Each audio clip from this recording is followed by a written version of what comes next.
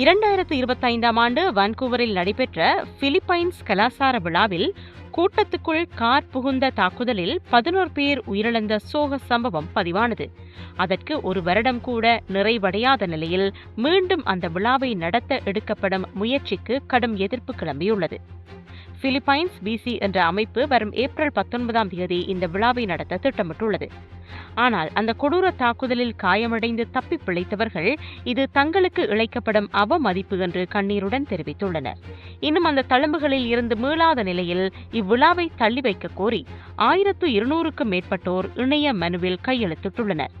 அத்துடன் பாதிக்கப்பட்டவர்களுக்காக திரட்டப்பட்ட $1.6 மில்லியன் நிதி உதவி எங்கே போனது என்ற கேள்வியும் எழுந்துள்ளது.